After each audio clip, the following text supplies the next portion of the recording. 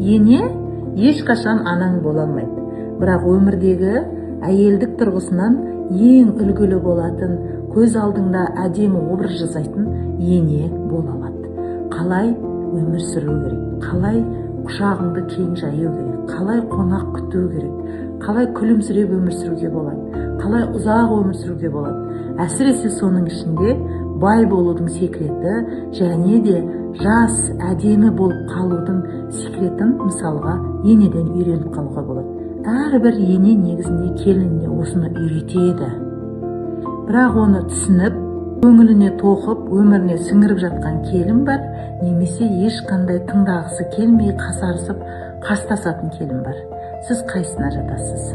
Менің енем өмірімдегі үлгі тұтар нағыз әйелдік образды көрсете алған адам деп мысалға санаймын. Сіз ше?